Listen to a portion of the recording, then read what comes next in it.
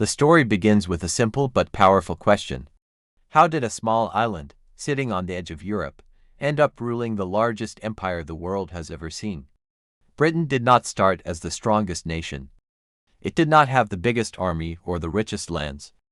Yet, over time, it built an empire so vast that the sun was said to never set on it. Understanding how this happened reveals a lot about power, money, strategy, and human ambition. By the early 1700s, Britain was still a relatively small country. Its land was limited, and its population was far smaller than that of China, India, or even France. What Britain lacked in size, it made up for in location. Being an island gave it natural protection. Enemies could not easily invade by land. This allowed Britain to focus its resources on one crucial advantage: the sea. Control of the oceans would become the foundation of everything that followed. Britain invested heavily in its navy. Ships were not just tools of war, they were moving highways for trade. While other European powers focused mainly on land armies, Britain built faster ships, better navigation systems, and stronger ports. Over time, British ships began reaching Africa, Asia, and the Americas more efficiently than anyone else. Sea power allowed Britain to move goods, soldiers, and information across the world faster than its rivals. Trade was the real engine behind the empire. Britain understood something very early that many others ignored. Wealth did not only come from land, it came from controlling trade routes. Spices, sugar, tea, cotton, and later oil became incredibly valuable. British merchants, backed by naval power, pushed into global markets. They did not always rule territory at first. Often, they only wanted access to ports and trade agreements. But trade was just the first step. One of the most important tools Britain used was the joint stock company. Instead of the government paying for risky overseas ventures, private investors shared the risk and reward. The most famous example was the East India Company. This company started as a trading business. Over time, it gained its own army, collected taxes, and ruled large parts of India. This blurred the line between business and government in a way the world had never seen before. If you are enjoying how these stories connect money, power, and history, this is exactly what we explore on Finance Historian Time. If you like deep but simple explanations like this, take a moment to like the video and subscribe. It helps the channel grow and lets us keep making content like this. Britain also benefited from timing. The empire grew during a period when global trade was exploding. New sea routes were opening. Demand for raw materials was rising. Britain positioned itself at the center of this system. Colonies supplied cheap raw materials. British factories turned them into finished goods. Those goods were then sold back to the colonies or to other markets. This cycle made Britain incredibly wealthy. The Industrial Revolution played a massive role.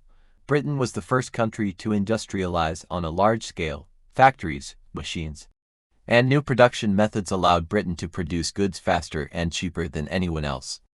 This gave British products a huge advantage in global markets. Colonies were not just sources of raw materials, they also became captive markets for British goods. Military power enforced this system. When trade agreements failed, force was often used. British naval dominance meant it could blockade ports, destroy rival fleets, and protect its own shipping lanes. On land, Britain often relied on local soldiers, trained and led by British officers. This reduced costs and made control easier. It was a system built on efficiency, not just brute force. Another key factor was Britain's political system. Compared to many empires, Britain had relatively stable institutions. Parliament, property rights, and financial markets allowed long-term planning. The government could borrow money at lower interest rates because lenders trusted it. This meant Britain could fund wars, build ships, and expand trade without collapsing financially. Wars were expensive, but Britain turned war into an investment. Rival empires often made critical mistakes. Spain focused heavily on gold and silver extraction, which caused inflation. France struggled with internal political instability. The Dutch were strong traders but lacked the population and military scale to hold vast territories. Britain learned from these examples. It diversified its economy and avoided relying on just one source of wealth. Colonial administration was another advantage. Britain did not always rule directly. In many places, It used local elites to govern on its behalf. This reduced resistance and administrative costs. Laws, education systems, and infrastructure were designed to serve British interests first. But they also created long-lasting institutions. English language, legal systems, and financial practices spread across continents. Religion and culture also played a role. British leaders often believed they were bringing order, progress, and civilization. This belief, whether true or not, justified expansion in their minds. It created a moral narrative that made empire building easier to sell at home. At the same time, missionaries, traders, and administrators worked together, spreading British influence far beyond formal borders. But this empire did not grow overnight. It was built slowly. Through wars, alliances, deals, and betrayals, every new territory strengthened Britain's position, which then made the next expansion easier. Power fed power. Wealth funded more ships, protected more trade. Trade generated more wealth. It was a self-reinforcing cycle. As we move forward, the story becomes even more complex. Britain's empire reached its peak not just because of strength, but because of how it managed competition, crises, and resistance. The real question is not only how Britain built the largest empire in history, but how it managed to hold it together for so long. By the late 18th century, Britain's expansion was no longer limited to trade posts and coastal ports. The empire began to move inland, especially in Asia and Africa. India became the center of British imperial power, not because Britain planned it that way from the start, but because circumstances pushed it there. The decline of the Mughal Empire created a power vacuum. Local rulers competed with each other, and the East India Company stepped in as both trader and power broker, one alliance at a time, one conflict at a time. British influence spread. What made Britain different was how it mixed economics with control. Instead of ruling every region directly, it focused on revenue. Taxes, land systems, and monopolies were carefully designed to extract wealth efficiently. Indian cotton fed British textile mills. Indian taxes paid for Indian soldiers. Those soldiers then defended British interests across Asia. This system allowed Britain to control huge territories at a surprisingly low cost. At the same time, Britain expanded across Africa, but again, not all at once. Early involvement focused on ports and trade routes. Africa was critical for global shipping lanes, especially after the opening of routes to Asia. Control of places like Cape Town and later the Suez Canal meant Britain could move goods and troops faster than any rival. Speed mattered. In global empires, being late often meant losing everything. The Americas played a different role. Britain's colonies there were settler-based. Large numbers of British migrants moved in, bringing British laws, customs, and institutions with them. This created strong economic ties but also planted the seeds of resistance. When Britain tried to tighten control and raise taxes after expensive wars, the American colonies pushed back. The loss of the American colonies was a shock, but it also changed British strategy. Instead of retreating from empire, Britain adapted. It shifted focus from settlement colonies to trade and strategic control. Losing America forced Britain to look east more aggressively. India, Southeast Asia, and later China became central to British imperial thinking. The empire became more commercial and less dependent on large settler populations. China exposed the darker side of empire economics. Britain wanted Chinese goods, especially tea, but China had little interest in British products. This created a trade imbalance. Britain's solution was opium, grown in India and sold illegally in China. When Chinese authorities tried to stop it, Britain responded with military force. The Opium Wars opened Chinese ports to British trade and weakened Chinese sovereignty. This was not empire through settlement, but empire through economic pressure and military intimidation. Technology played a huge role in maintaining control. Steamships replaced sail. Railways cut through continents. Telegraph cables connected colonies to London in near real time. Decisions that once took months now took days or hours. This gave Britain a massive advantage in coordination and response. Rebellions could be crushed faster. Markets could be adjusted quickly. Information became a weapon. Britain also mastered divide and rule tactics. Ethnic, religious, and regional differences were often exploited. by supporting one group against another. British authorities reduced the risk of unified resistance. This strategy was cheap and effective, but it left deep scars. Many modern conflicts can trace their roots back to boundaries and tensions created during this period. Despite its power, the empire was never fully secure. Resistance was constant. From India's rebellions to uprisings in Africa and the Caribbean, British control was always challenged. Maintaining order required constant effort. Soldiers, administrators, and money were always in demand. The empire looked solid from the outside, but internally it was under pressure. Public opinion back home mattered more than many realize. The British public did not always support imperial wars. They were expensive and often brutal to maintain support. Empire was framed as necessary for national pride, economic survival, and global stability. Newspapers, politicians, and popular culture reinforced the idea that Britain had a duty to lead the world. This narrative kept the system running. Economically, the empire was not equally beneficial for everyone. British elites and merchants gained the most. Workers at home benefited indirectly through cheaper goods and jobs tied to trade. But inequality remained high. In the colonies, wealth extraction often slowed local development. Infrastructure was built, but mainly to serve British interests. Railways moved goods to ports, not between local communities.